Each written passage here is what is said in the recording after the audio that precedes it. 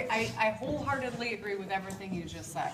And that's why when I was talking about the criminal justice system earlier, I said, we gotta figure out who we're scared of and who we're mad at.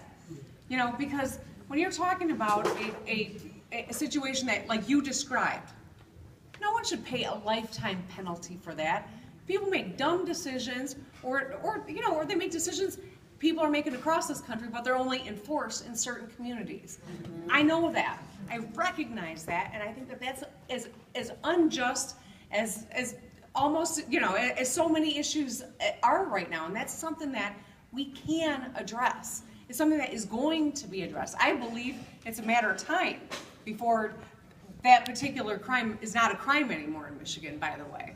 And that would be a step in the right direction. But that doesn't fix the problem that so many people are burdened for their whole life for something like that.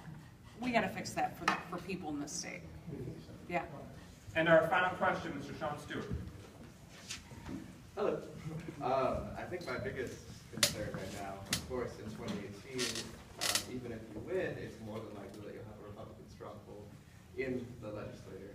So I'm curious on your plans on how to bridge that gap and get your platform through with that until 2020, hopefully, when redistricting. Yeah, so thank you.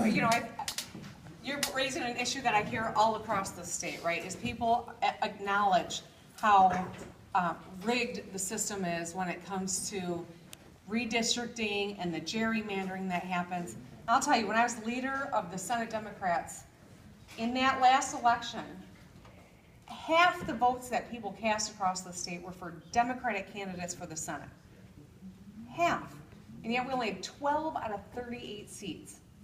That's how politically drawn the districts are. That's how they have marginalized us and diluted the people's ability to really determine the agenda that's happening.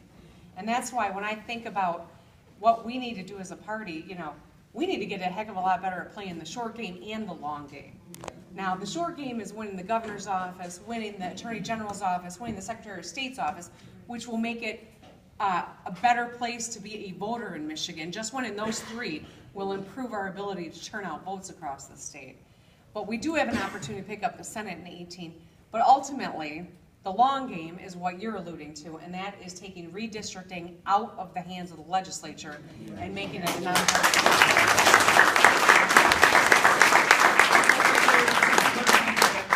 Organization that we sort of joined, which is Voters Not Politicians, that is part of the group that moving to redistrict the state for the ballot proposal. Yes, yes, and that is great news. There is a serious discussion about putting something on the ballot in 2018. My hope is that it happens